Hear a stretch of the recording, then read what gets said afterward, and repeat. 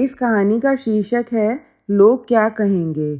अरे बहू, कितनी बार कहा है सिर पर पल्ला रखा करो। गुस्से में तमतमाते हुए शोभा जी बोलीं। ऋतु सकपकाई हुई सिर पर पल्ला रखते हुए बोलती है, जी मम्मी जी, आगे से ध्यान रखूंगी। शोभा जी का एक बहुत बड़ा मकान है। शोभा जी व अनिल जी का एक बेटा मानव है जो कि इंजीनियर है। अभी पिछले महीने ही उसकी शादी ऋतु से हुई है। मानव और उसके चाचा ताऊ के घर का आंगन कॉमन है। यहाँ तक कि सबके किचन की खिड़की भी आंगन में ही खुलती है। मानव की चाची दिन भर आंखें गड़ाई बैठी रहती हैं। परिवार में यह पहली बहू आई है। शोभा जी के परिवार की परंपरा है कि बहुओं को साड़ी पहनना है और सिर ढकना है। शोभा जी को डर रहता है कि बहू की नई शादी हुई है। शोभा जी वैसे बहुत अच्छी हैं, ऋतु से बहुत खुश रहती हैं। बस इसी बात को लेकर उनको ऋतु को हमेशा टोकना पड़ता है व उन्हें कई बार गुस्सा भी आ जाता है।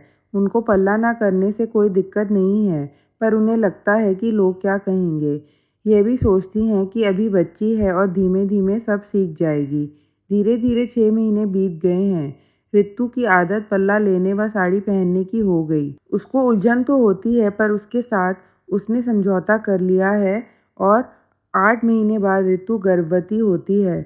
घर में सब बहुत खुश हैं।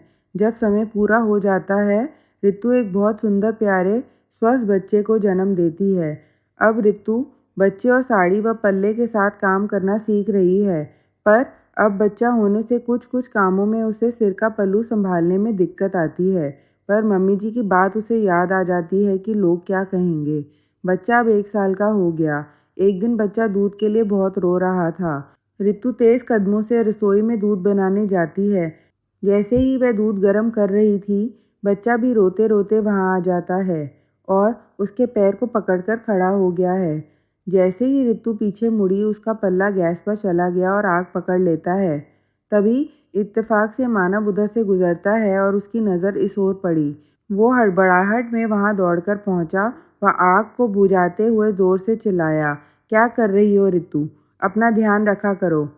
आज एक बड़ा हादसा होते होते बचा। मानव की आवाज़ सुनकर शोभा जी भागते हुए आती हैं। मानव ऋतु से कह रहा था, ऋतु, आज तो तुम अपने को जला ही लेती। शोभा जी देखती हैं कि ऋतु की साड़ी का कोना थोड़ा जल गया है। वह भी बहुत घबरा जाती हैं।